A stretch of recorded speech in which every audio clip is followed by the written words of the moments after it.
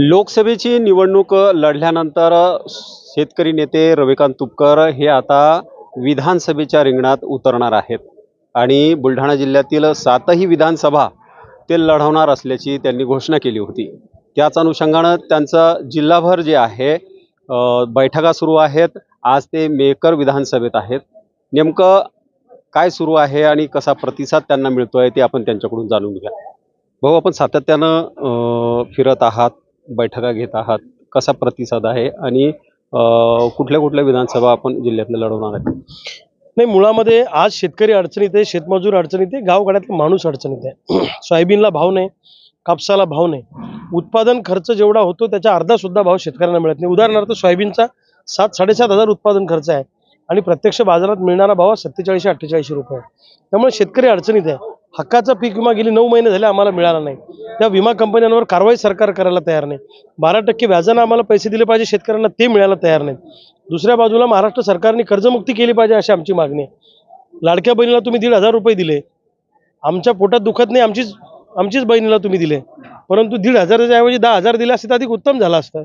आणि महाराष्ट्रातला शेतकरी कर्जमुक्त करणं, पीक विमा, सोयाबीन कापसाची दरवाढ, असे अनेक विषय घेऊन आम्ही बऱ्याच दिवसापासून रस्त्यावर आहे। सरकार दखल घ्यायला तयार नाही। या सरकारला यांची खुर्ची हलवायची असेल तर विधानसभेच्या निवडणुकीच्या मैदानामध्ये आपले गोरगरीब शेतकऱ्यांचे पोरं, तगडे उमेदवार मैदानामध्ये उतरवण्याचा आमचा मानस आहे।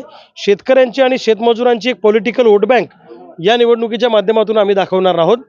जर प्रस्तावित पक्षांना नाकारून अरविंद केजरीवालांसारखा माणूस दिल्लीमध्ये 3 वेळा सरकार आणू शकतो, या प्रस्तावित पक्षांना नाकारून शेतकऱ्याचा एखादा पोरगा सुद्धा या विधानसभेच्या सभागृहामध्ये विधानसभेतून जाऊ शकतो असा आमचा मानस आहे। आज मेकर विधानसभा मतदारसंघाची बैठक घेतली। प्रचंड प्रतिसाद या मेकर तालुक्यातल्या लोकांनी या बैठकीला दिला आणि सगळ्यांनी आमचा एकमुखाने निर्णय झाला की या विधानसभेमध्ये अत्यंत तगडा उमेदवार आम्ही मैदानामध्ये उतरवणार आहोत। जो उमेदवार विद्यमान आमदाराशी फाईट करेल। आमचं व्यक्तिगत भांडण कुणाशी नाहीये, पण जे शेतकरी विरोधी लोक आहेत त्यांना घरी बसवणं हे आमचं सगळ्या शेतकऱ्यांच्या पोरांचं टार्गेट आहे। लोकसभा असेल किंवा त्याच्या मागची लोकसभा असेल, त्यावेळेस विद्यमान आमदारांनी आपल्यावर मेहकरचे जे आमदार आहेत त्यांनी खालच्या पातळीवर जाऊन आपल्यावर टीका केली होती। कसं प्रत्युत्तर देणार आपण? ते नेहमीच माझ्यावर टीका करत असतात। त्यांनी मागच्या लोकसभेतही सांगितलं होतं मेहकरला येऊन दाखवा, त्याच्यानंतर 1000 वेळा मेहकरला मी येऊन गेलो, मी त्यांच्या समोर अनेक वेळा बसून दाखवलं। ते तोल सुटला की माझ्यावर, माझ्या पत्नीवर, माझ्या कुटुंबावर खालच्या पातळीवर टीका करत असतात। त्यांना काय टीका करायची ते खुशाल करू द्या।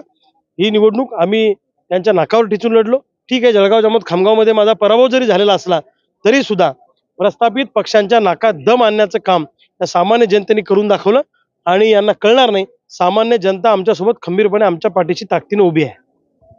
आज मेहकर विधानसभेची आपण बैठक घेतलेली आहे। ही विधानसभा राखीव आहे आणि कित्येक म्हणजे 3 टर्म झाल्या या ठिकाणी मागासवर्गीयांचा हा सातत्यानं रोष राहिलेला आहे की यांचं सर्टिफिकेट जे आहे ते बोगस असूनही ते ह्या 3 वेळा टर्म त्यांनी काढल्यात। कसं बघता याच्याकडे तुम्ही? बरोबर आहे, ज्याचा अधिकार त्याला मिळाला पाहिजे या मताचे आम्ही पण आहोत आणि खऱ्याला खरं, खोट्याला खोटं म्हणणं हे आमचं तत्व आहे, कारण आम्ही चळवळीतले लोक आहोत।